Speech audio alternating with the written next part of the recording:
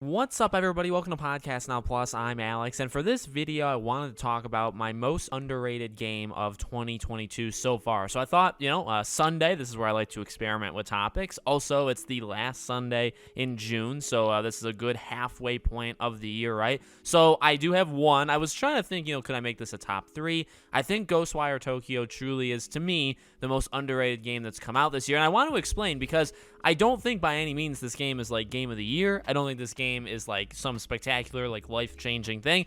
It's odd with a game like this because I actually think so far the games we've had have kind of all, like they've lined up almost where I thought they would do, right? Games like Lego Star Wars were Lego Star Wars. Games like an Elden Ring were exactly kind of what you would, I guess, maybe imagine. Maybe not fully all the way to as much as Elden Ring went, but Ghostwire Tokyo is an interesting one because the game, again, it's not like spectacular, but the game I think is a really solid game. And the game, and I guess when you say, okay, underrated, well, what does that mean? It means, I would say, for me, it means like how much did I see people talk or care about, or how much, I guess, did people give this game, right? Did they give it any time of day whatsoever compared to the quality that the game is? And like I said, I think a lot of games that have, like the bigger games that released this year, all kind of lined up pretty well, or they were, maybe you can make the argument for overrated or whatever, but Ghostwire is like, I think people talked about this game for no joke like half a day. Now, and I don't know, I don't think there's a biasness. Maybe I should come clean. I did come clean in the videos. I mean, they did give me a code for this game, right? So, I mean, I had this game for free. I was able to play this game like 2.5 weeks before it came out. I was even this is like the first or second time I've ever done this. I was part of like the preview event where I was allowed to play the first couple chapters, do a preview video on it, and then eventually then they said, okay, now you can review it, and here's the criteria. So, but by the way, like that doesn't cloud my judgment. I think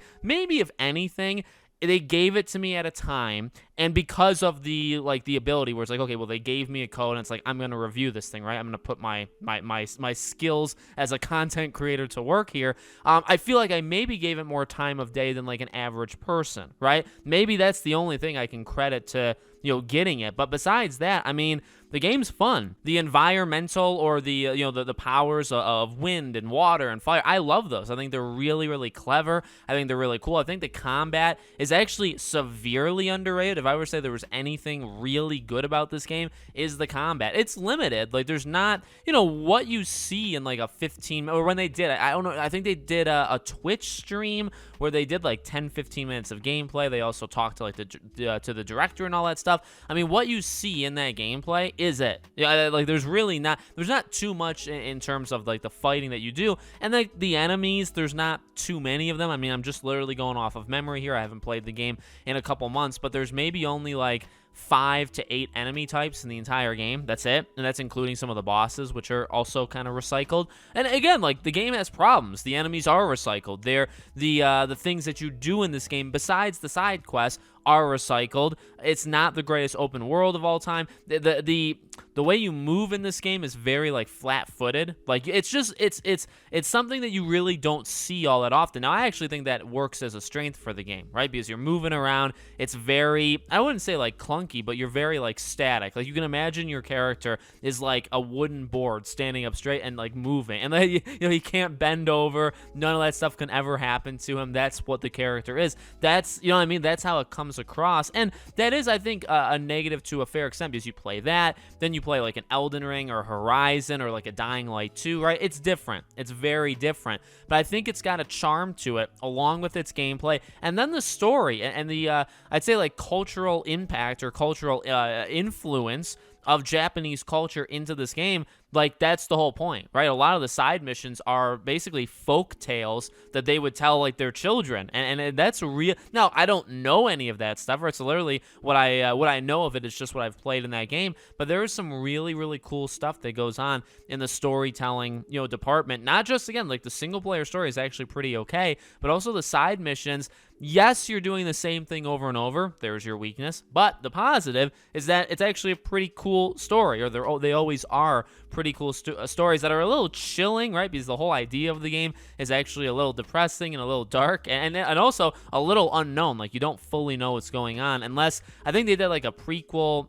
Did they do a comic or like an episode thing that you could like download on PlayStation? They did something that kind of fills you in a little bit more, as to what's going on, but it is a mysterious game. It's weird. It really is. This is a game that, believe it or not, you can believe it or not, but I really often go back and think of this game this year. Like of all the games that have come out this year, I mean, I do think of Elden Ring quite a lot. I think of Horizon quite a lot. I think of Sifu quite a lot. Those are probably like my top 3 that I go back to think about often. And yet again, I mean, I'm in this world, right? I know all these games that have come out. I've played a lot of them. So yeah, I mean, I know Lego Star Wars and stuff like that, but I really do oftentimes think back to Ghostwire. And I tweeted this like a few weeks ago, just randomly. I was just feeling to send a tweet, and I was like, this is an underrated game. This game to me is a good game. In fact, I think my title for the review is something along the lines of like, I really love this game despite its flaws. Something along that line, I think, is what the title was, and I meant that. I don't think the game is, again, spectacular. It should not win